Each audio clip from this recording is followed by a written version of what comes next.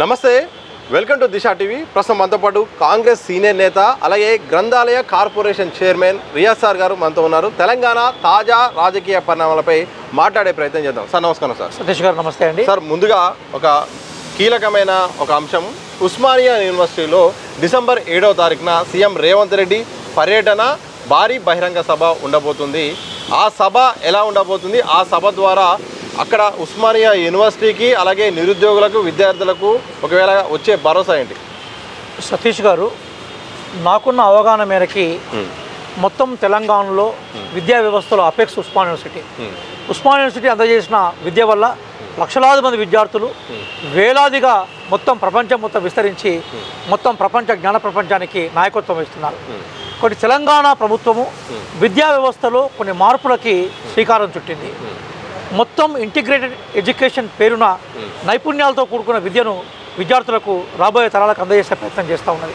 కొన్ని విద్యా వ్యవస్థకు సంబంధించిన విషయాల మీద ఒక అవగాహన కలిగించి విద్య ద్వారా ఈ సమాజాన్ని, తెలంగాణ సమాజాన్ని ఏ రకంగా మేము మార్చబోతున్న విషయం మీద సందేశం ఇచ్చే క్రమంలోనే గౌరవ ముఖ్యమంత్రి రేవంత్ రెడ్డి గారు ఉస్మానియా యూనివర్సిటీ పోతున్నారు. కొన్ని విద్యాకు సంబంధించిన ఇష్యూస్ మీద మేజర్గా ఫోకస్ ఉంటుంది. ఆ విషయాన్నే నిన్న గౌరవ డిప్యూటీ ముఖ్యమంత్రి బట్టి విక్రమార్క గారు ప్రకటించారు. సో ఇదే సందర్భంలో గతంలో ఆయన మాట్లాడుతూ కూడా ఉస్మానియా యూనివర్సిటీకి నేను వస్తాను, ఎలాంటి సెక్యూరిటీ కూడా అవసరం లేదు, నన్ను నమ్మండి, తప్పకుండా యూనివర్సిటీని కూడా తప్పకుండా ఇక్కడ కావాల్సిన నిధులు, నియామకాలు కూడా అన్నీ కూడా పూర్తి చేసి ఒక గొప్పగా తయారు చేస్తానని చెప్పారు. నిజంగా అలాంటి అద్భుతం జరగబోతుందా ఉస్మానియా యూనివర్సిటీకి? సంవత్సర కాలంలో 2 సార్లు ఉస్మానియా యూనివర్సిటీకి విజిట్ చేయబోతున్న ముఖ్యమంత్రి ఎవరైతుందో వారు గౌరవ ముఖ్యమంత్రి రేవంత్ రెడ్డి గారు.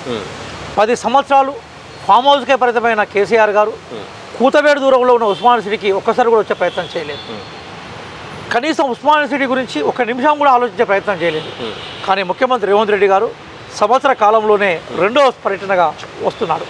ఆ రోజు మొదటి పర్యటనప్పుడు ఆయన ఏం చెప్పాడంటే, నేను ఏవైతే హామీలు ఈరోజు ఈ డయాస్ ముఖంగా నేను చెప్పానో వాటిని అమలు చేసే ప్రయత్నాన్ని పూర్తి చేసుకున్నాకనే ఉస్మానియాకు వస్తున్న విషయాన్ని కూడా ప్రకటించారు. కాబట్టి తప్పనిసరిగా ఉస్మానియా యూనివర్సిటీ ఏదైతుందో, ఉస్మానియా కాదు మిగతా యూనివర్సిటీల పట్ల కూడా మా కమిట్మెంట్ ఉంది. కాకతీయ, శాతవాహన, అట్లాగే పాలమూరు యూనివర్సిటీ, తెలంగాణ యూనివర్సిటీ, అట్లాగే మనకు నల్గొండలో ఉన్న Mahatma Gandhi university, agriculture university, అన్ని యూనివర్సిటీల పట్ల మా కమిట్మెంట్ ఉంది. ఇక్కడ విద్యాపరంగా మేము ఏ నిర్మాణాత్మకమైన మార్పులు తీసుకొస్తున్నాం అన్న విషయం మీద ఒక విధానపరమైన ప్రకటన చేసే క్రమంలోనే ముఖ్యమంత్రి గారి పర్యటన ఉస్మానియాలో ఖరారైంది. సో కాంగ్రెస్ అధికారంలోకి వచ్చి 2 ఏళ్ళు పూర్తి కాబోతుంది. అధికారంలో రాముందుకు వచ్చిన తర్వాత కూడా జాబ్ క్యాలెండర్ అనే అంశాన్ని అలాగే నోటిఫికేషన్ అంశాన్ని కూడా హామీ ఇచ్చారు. హామీలో భాగంగా కూడా నెరవేర్స్తామని చెప్పారు. మరి ఈ 2 ఏళ్ళు పూర్తి అవుతున్న నేపథ్యంలో నిరుద్యోగులకు పూర్తి స్థాయి నోటిఫికేషన్, జాబ్ క్యాలెండర్ ప్రకటన ఉండబోతుందా? అది నిరుద్యోగులు ఎక్స్పెక్ట్ చేయొచ్చా? సతీష్ గారు, కాంగ్రెస్ పార్టీ అధికారంలోకి సబ్బండ వర్గాలు, సబ్బండ వర్ణాల యొక్క సహకారంతో మేము అధికారంలోకి వచ్చాం. నిరుద్యోగుల ప్రేమ, వాళ్ళ ఆదరాభిమానాలు మా పోరాటాలకి కాంగ్రెస్ పార్టీ అధికారంలో రావడంలో వెనుక ఒక మహత్తరమైన శక్తిగా మాకు పనిచేసింది. కాబట్టి ఎప్పుడు కూడా మేము వాళ్ళ పట్ల బాధ్యతగా ఉంటాం. కాంగ్రెస్ గవర్నమెంట్ బేసికల్గా పబ్లిక్ సెక్టర్ కట్టుబడిన గవర్నమెంట్. అదే క్రమంలో గత నోటిఫికేషన్లను మొత్తం దాదాపు ఆల్మోస్ట్ ఆల్ క్లియర్ చేస్తాం. 1-2 నోటిఫికేషన్లకు సంబంధించిన విషయాలు ఈరోజు కోర్టు పరిధిలో ఉండడం వల్ల వాటి పూర్తి భర్తీకి జాప్యం జరుగుతూ ఉన్నది. ఈరోజు జాబ్ క్యాలెండర్ వైపు నుంచి ఒక కృషి జరుగుతూ ఉన్నది. నేను కరెక్ట్గా డేట్ అనే విషయం మీద నేను స్పష్టత ఇవ్వలేను, నా ఆ పరిధిలో లేని అంశం అది. కానీ ప్రభుత్వం మాత్రం ఖచ్చితంగా ఏ చదువుకున్న అభ్యర్థులు సీరియస్గా కాంపిటేటివ్ ఎగ్జామ్స్ కోసం ప్రిపేర్ అవుతున్న నిరుద్యోగులు ఎదుగుతుందో వాళ్ళకు న్యాయం చేసే ప్రయత్నంలో ప్రభుత్వం ఉంది. ముఖ్యమంత్రి గారు డెఫినెట్గా దాని మీద త్వరలోనే మాట్లాడే అవకాశం ఉంటుందని మేము భావిస్తూ ఉన్నాం. అది మా బాధ్యత కూడా, మేము బాధ్యత ఎక్కడ తప్పుకోవట్లేదు.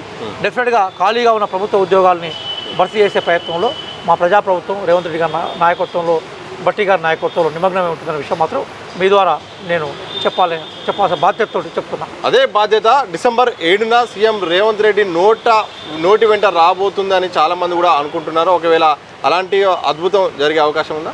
సతీష్ గారు, దాని పట్ల నాకు అవగాహన లేదు. నాకున్న అవగాహన మేరకు మాత్రం విద్యాపరమైన ఇష్యూస్ మీద బేసికల్గా ముఖ్యమంత్రి గారు తన విధాన ప్రకటన చేస్తున్న విషయం మీద మాత్రమే నాకు అవగాహన ఉంది. ఒకవేళ ఉద్యోగపర ఇష్యూస్లో కూడా ముఖ్యమంత్రి గారు ప్రకటన చేస్తే దానికన్నా మహా ఆనందం లేదు. వేదిక ఏదైనా కూడా ఖాళీగా ఉన్న ప్రభుత్వ ఉద్యోగాలకు సంబంధించిన ప్రక్రియను భర్తీ చేసే క్రమంలో ఎక్సర్సైజ్ మాత్రం జరుగుతున్నది.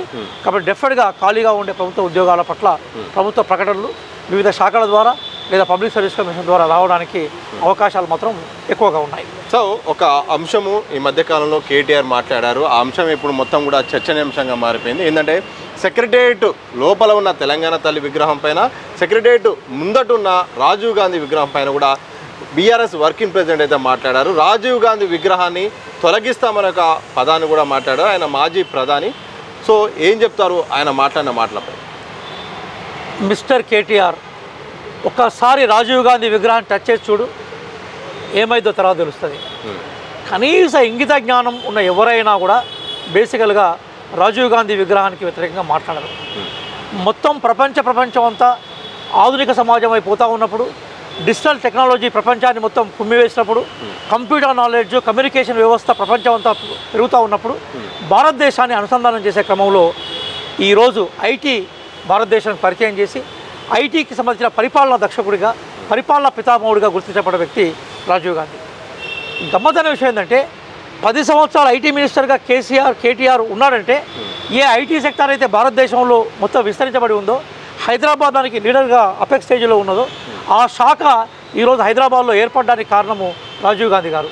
రాజీవ్ గాంధీ గారి నేతృత్వంలో ఏ నవోదయ విద్యాలయాలు వచ్చాయో, ఏ కంప్యూటరేషన్ ఆఫ్ ఎడ్యుకేషన్ వచ్చిందో, ఎప్పుడైతే ప్రపంచంలో ఉండే టెక్నాలజీకి భారతదేశం అనుసంధానం చేయబడిందో, ఆ నేపథ్యంలోనే పివి నరసింహారావు గారు వచ్చిన తర్వాత నెదురుమల్లి జనార్దన్ రెడ్డి గారు ఇక్కడ ముఖ్యమంత్రిగా ఉన్నప్పుడు మొట్టమొదటిసారిగా హైటెక్ సిటీకి సంబంధించిన మొత్తం ఆ ఏరియా ఏదైతుందో దానికి పునాదులు పడ్డాయి.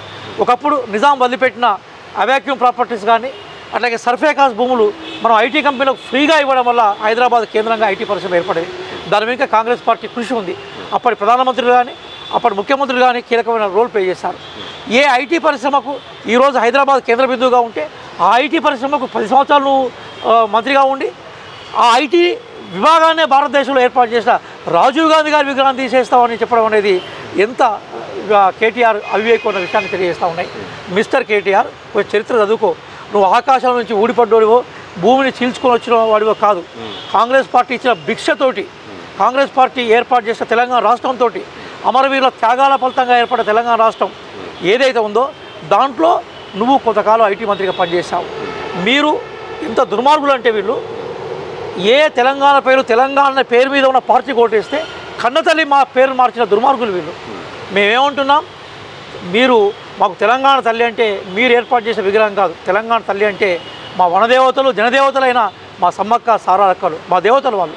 రాణి రుద్రమాదాయి మా వీరవనిత, చాకలి ఐలమ్మ మా అమ్మ, ఇట్లా అనేక మంది వీరవనితల యొక్క హయల్ బక్షి బేగం ఇక్కడ అద్భుతమైన పరిపాలన ఇచ్చిన ఒక వీరవనిత, ఒక రాజకుమారి. ఇక్కడ హైదరాబాదు తెలంగాణ అంతా మొత్తం మాతృస్వామిక వ్యవస్థకు సంబంధించిన పునాదులు ఉన్న వాళ్ళం మేము.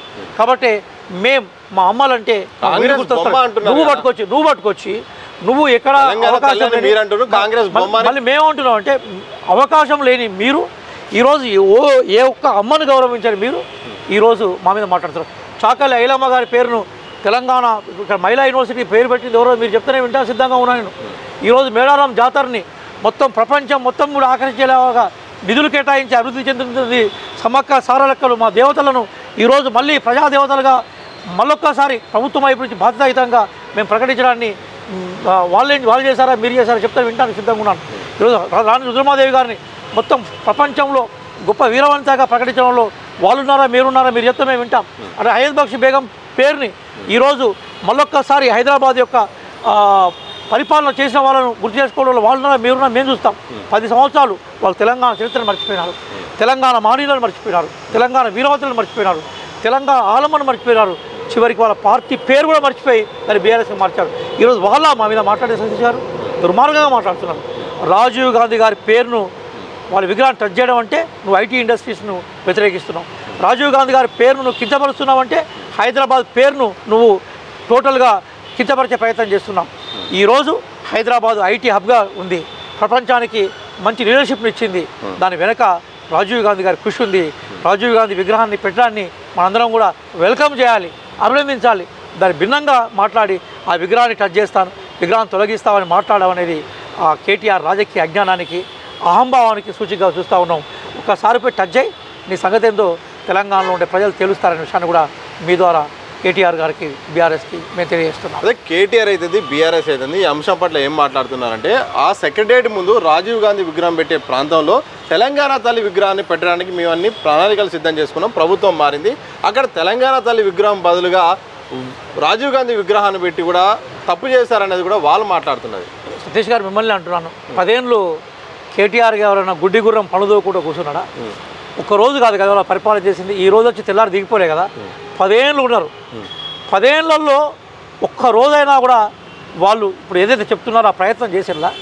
అంటే ఆ రోజు చెద్దర కప్పుకొని మండుకొని ఫామ్ హౌస్లో ఉండి సినిమా స్టూడియోలో చుట్టూ వాళ్ళ చుట్టూ వీళ్ళ చుట్టూ తిరిగిన కేటీఆర్ ఈరోజు 10 ఏళ్ల తర్వాత ప్రజలు నెత్తి మీద 4 దెబ్బలు కొడితే కింద పడి ఈరోజు లేచేదో మాట్లాడే ప్రయత్నం చేస్తున్నారు. మరి వాళ్ళు అక్కడ ఏదో అప్పుడు విగ్రహం పెడదాం అనుకున్నప్పుడు 10 ఏళ్ళు ఏం చేసిందో నేను మీ ద్వారా ప్రశ్నిస్తూ ఉన్నాను. అప్పుడు ఏమి చేయలేను ఆయన. వాళ్ళ మాటలు ఎట్లున్నాయంటే మాటలు కోటలు దాటుతున్నాయి, అడుగులు తగ్గలు దాటట్లేదు. ఏదో ఉంది కదా మన సామెత, ఉట్టిరెక్కలేని అంటే స్వర్గానికి నిచ్చలు వేసిండట, గట్లా ఉన్నది కేటీఆర్. అది కేటీఆర్ ఒట్టి మాటల మనిషే, వాళ్ళతో అయ్యేది ఏమీ లేదు.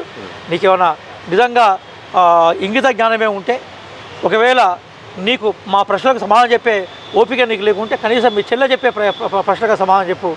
ఈరోజు అదొక బీఆర్ఎస్ పార్టీ అడ్రస్ లేని పార్టీ, ఆగమాగం అయిపోయింది.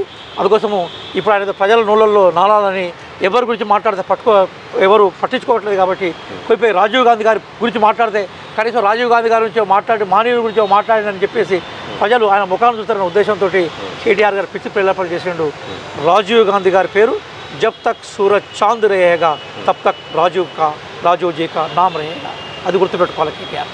Thank you sir. మొత్తంగా ఇది మాజీ ప్రధాని రాజీవ్ గాంధీపై మాట్లాడే అర్హత కానీ హక్కు కానీ కేటీఆర్కు లేదు. అలాంటి వ్యాఖ్యలు సరైనది కాదు. ఇప్పటికైనా వెనక్కి తీసుకోవాల్సిన అవసరం ఉంది. ఆయన ఈ దేశానికి ఐటీ రంగంలో అద్భుతమైన సేవలు చేసి ఈ దేశ స్థితినే మార్చిన వ్యక్తి గురించి సరైన విధంగా మాట్లాడడం సరైనది కాదని మాట్లాడి, ఇదే సందర్భంలో ఉస్మానియా యూనివర్సిటీలో జరిగే సభ విషయంలో మాత్రం సీఎం రేవంత్ రెడ్డి విద్యా వ్యవస్థ పైన పట్టుంది. విద్యా వ్యవస్థను మార్చాల్సిన ఒక లక్ష్యంతో ఉస్మానియా యూనివర్సిటీతో పాటు మరిన్ని యూనివర్సిటీల పైన కూడా తప్పకుండా ప్రాధాన్యత క్రమంలో అద్భుతమైన దిశగా అడుగులేసే క్రమంలో మాత్రం ఆయన ఆలోచన విధానం ఉంది. అందులో భాగంగా ఒకేసారి ఒక సీఎం మాత్రం తక్కువ వ్యవధిలో రెండోసారి ఉస్మానియా యూనివర్సిటీకి వెళ్ళే ఒక వ్యక్తిగా రికార్డులోకి ఎక్కబోతున్నా. అలాగే తప్పకుండా నిరుద్యోగులకు విద్యార్థులకు తప్పకుండా ఏదైతే కోరుకుంటున్నారో అలాంటి జాబ్ క్యాలెండర్ విషయంలో మాత్రం త్వరలో ఒక అద్భుతమైన క్లారిటీ అయితే రాబోతుంది అన్నట్టు కూడా రియాజ్ సార్ గారు, గ్రంథాలయ కార్పొరేషన్ చైర్మన్, అలాగే కాంగ్రెస్ సీనియర్ నేత మాత్రం స్పష్టత ఇచ్చిన నేపథ్యం అయితే కనిపిస్తుంది. కెమెరా పర్సన్ వంశీతో సతీష్, దిశ టీవీ, హైదరాబాద్.